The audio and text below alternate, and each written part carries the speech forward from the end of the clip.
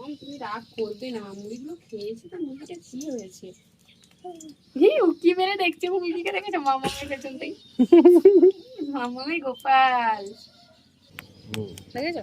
নমস্কার বন্ধুরা, সানার কিচেনে আপনাদের সবাইকে স্বাগত। আজ আবার চলে এলাম আপনাদের সঙ্গে একটি রেসিপি শেয়ার করতে। আজ তৈরি করব গুড়ের পিঠে। এই গুড়ের পিঠে 1 থেকে 2 মাস সঞ্চয় করা যায়, আর খেতেও বেশ দারুণ লাগে। আশা পিঠা, ওই গুড়ের পিঠাটাকে আমরা এখানে আশা পিঠা বলি। আশা পিঠা আসলে তো গুড় গুড় দিয়ে তৈরি গুড়ের পিঠে, তাই না? আর জল ছাড়াই এই পিঠেটা তৈরি করতে হয়, দিলেই কিন্তু 1 থেকে 2 মাস সংগ্রহ করা যায়। আর যদি জল দিয়ে মিশিয়ে বানান তাহলে কিন্তু বেশি দিন সংগ্রহ করা যাবে না। আর যেই চালের গুঁড়োটা আমি ব্যবহার করব সেটা কিন্তু একদম ফ্রেশ, মানে আতপ চালটাকে ভিজিয়েছি, ভেজানোর পর ভালো করে জলটা ঝরিয়ে নিয়েছি, তারপর ওটাকে গুঁড়ো করে তার থেকে চালের গুঁড়ো বের করেছি। এটা আপনারা গ্রাইন্ডারেই করতে পারবেন, কারণ গ্রাইন্ডার মেশিনেই চালের গুঁড়ো তৈরি করা যায়। সেটা খুব সহজভাবেই তৈরি করা হয়। চাল ধুয়ে ভালো করে পরিষ্কার করে চালটাকে ভালো করে ছেঁকে রাখতে হবে, তারপর সেটাকে গুঁড়ো করতে হবে। চলুন তাহলে পিঠেটা বানানো শুরু করি।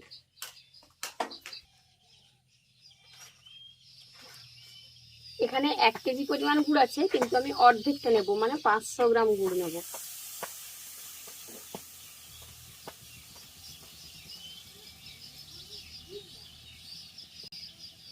আপা নোংরাতে যাস না, এদিকে আয়, চলে আয়। তুই ওদিকে যাচ্ছিস কেন? ও শুনবে না, মা শোনেনি আমার কথা। ওর মা কিছুই শোনে না তোমার কথা, মাসি কথাবার্তা বেরোচ্ছে তোমার না এখন। আর ছানার বাবা হলে তবুও তোমার বড় মাসি কথা যায়নি।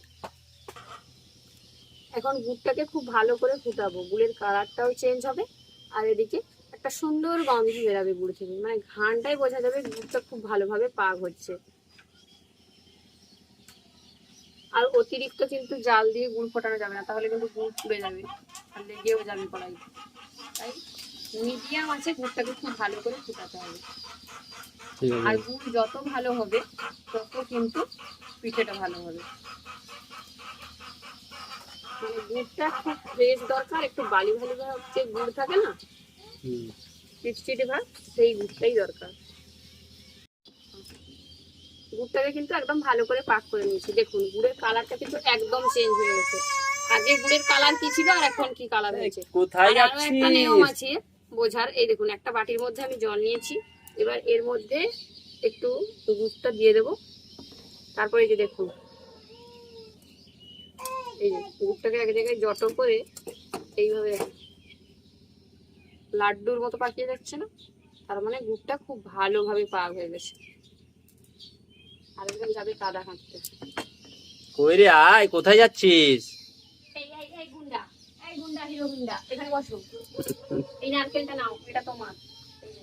নাও, বাজাও বাজাও।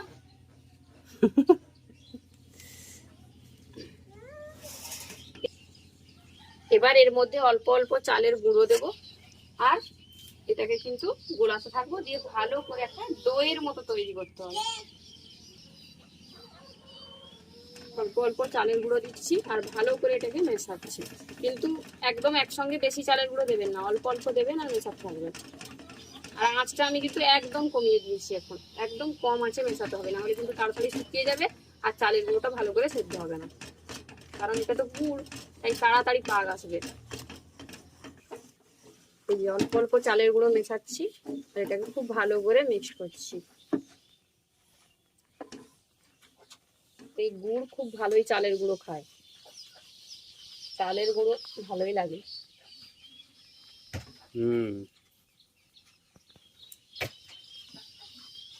সেই তো গো।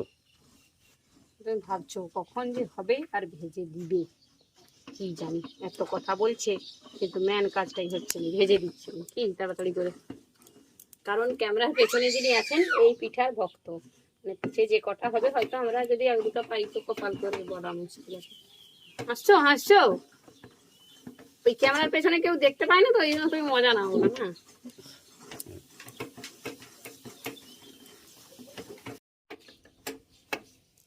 আমাদের ডো একদম রেডি, আমরা ভালোভাবে এটাকে রেডি করে নিয়েছি একদম। এই যে দেখুন কড়াই থেকে এটা ছেড়ে আসছে, আর একদম শুকনো কিন্তু করে দেওয়া যাবে না, এবার এটাকে একটা পাত্রে নামিয়ে নেবো, পাত্রটার গায়ে হালকা একটু তেল মাখিয়ে নিতে হবে, তারপর এটা নামিয়ে নিচ্ছি, তারপর আপনাদের পিঠে তৈরি করে দেখাচ্ছি।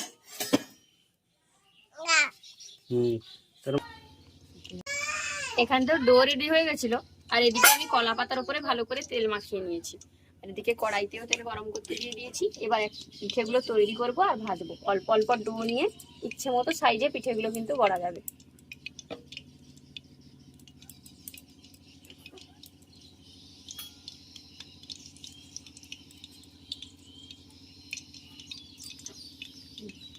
আমি একটু ছোট ছোট সাইজের করছি, কিন্তু দেখতে বেশ ভালো লাগে।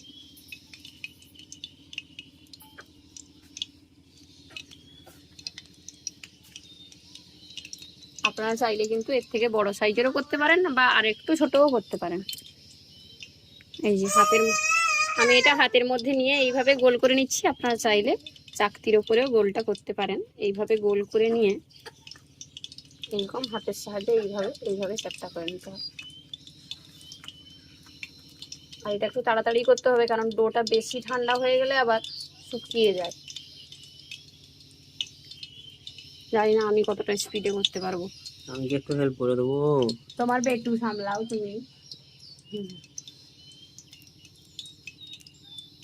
এই আর বেটুর কথা বলনি, মুড়ি খেতে দিলাম, মুড়ি তার মুরগি খেয়ে চলে গেল, সেটার খুশি।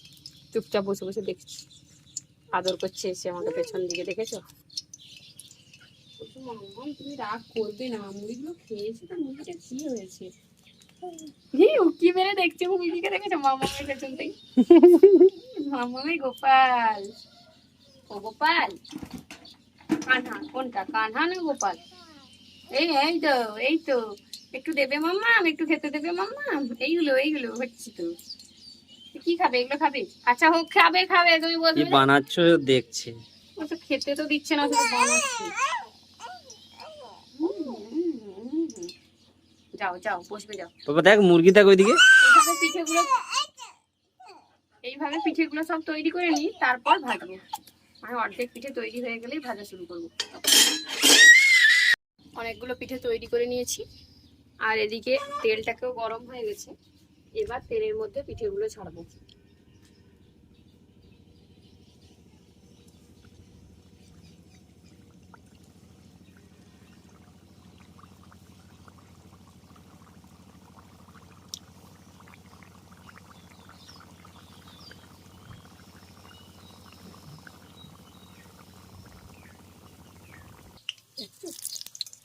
দুই পিঠ উল্টে পাল্টে প্রথম ব্যাচের পিঠেটা ভাজা হয়ে গেছে। আমরা একটু লাল লাল ভাজা পিঠে পছন্দ করি, তাই একটু লাল করে ভাজছি, আর একটু হালকা লাল করেও ভাজা যাবে এটা কিন্তু।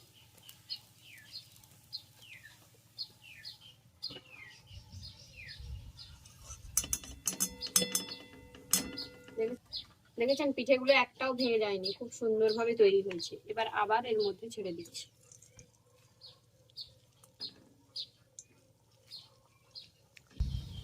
আরো একটা ব্যাচের পিঠে ভেজে নিলাম। এরকম করে সমস্ত পিঠেগুলোকে ভেজে নেব। ও বাবা তুমি পিঠে আচ্ছা, ওইদিকে ভাজা অনেক হয়ে গেছে প্রায়।